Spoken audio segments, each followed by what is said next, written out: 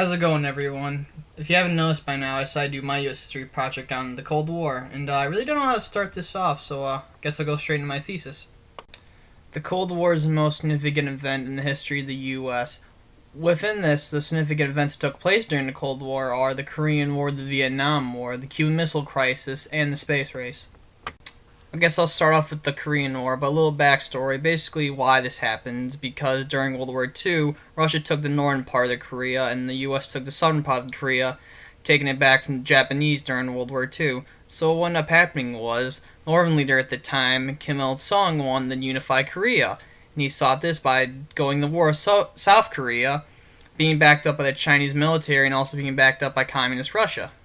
Now, there are a few reasons why we ended up fighting the Korean War, and President Truman said 3 reasons. The first being he wanted to stop the spread of communism. The second reason being he wanted to show our friends in NATO he mean business about communism. And the third reason is he's worried if North Korea took the whole country of Korea, we'd lose Japan as an ally.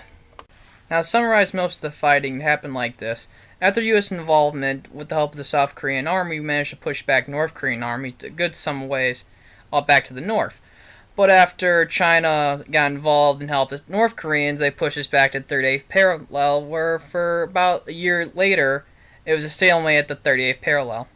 Now, how the war ended was kind of an uneasy truce. What ended up happening was the U.S. got tired of funding the war, and what happened with the North Korean being backed by Russia, Russia at the time had a successor crisis since during the course of the war, Stalin died. On top of that, they were worried about the tensions happening in East Europe, and Korea wasn't a main priority at the time after that.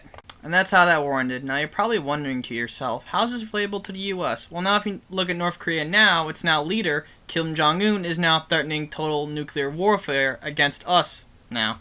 So, yeah, even after all these years, they still hate us. The second event worth mentioning that took place during the Cold War is the Cuban Missile Crisis.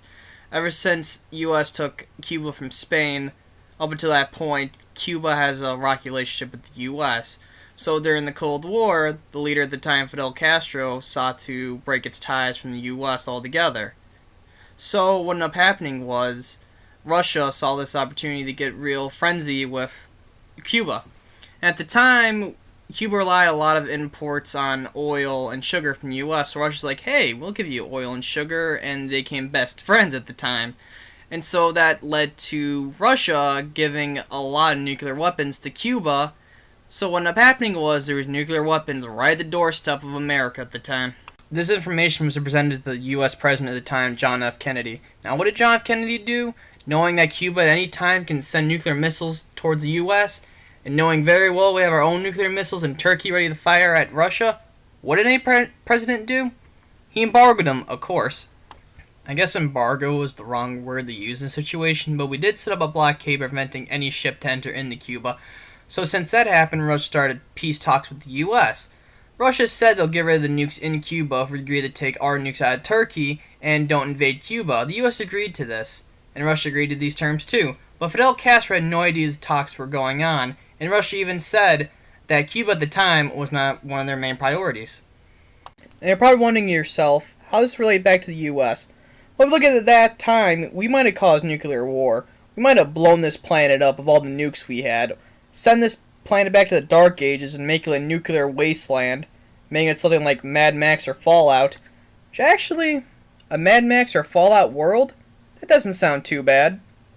Alright, what am I thinking?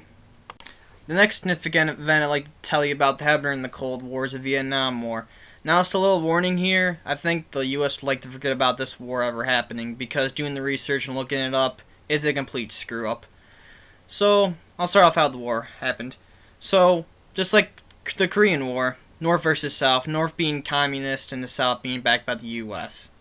So, what happened was the North was trying to invade the South. I'm not going to dwell too much on the fighting that took place during this war, because it's not what I want to look at for this subject, but let me give you a little bridge story here.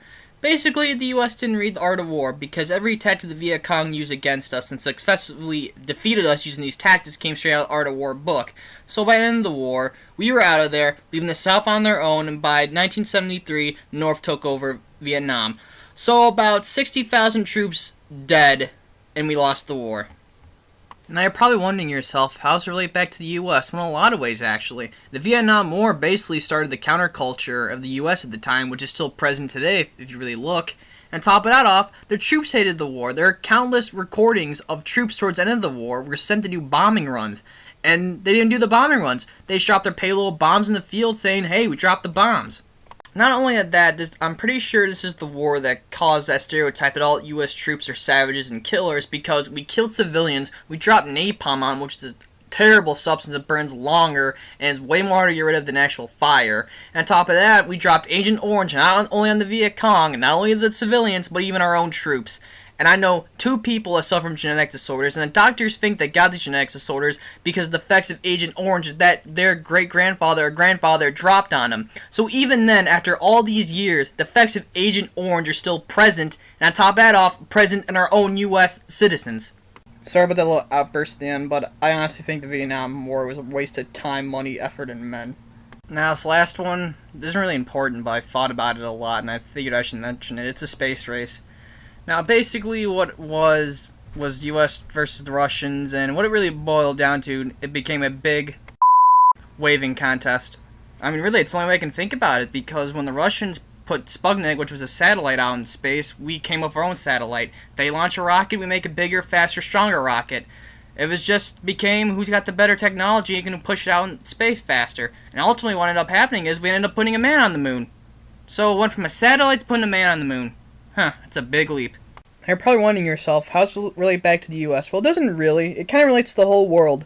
Because that small step they took way back when, we're going to have to eventually leave this planet because we're not making it any better. This planet is eventually going to die out, so we have to take to the stars and colonize a few planets.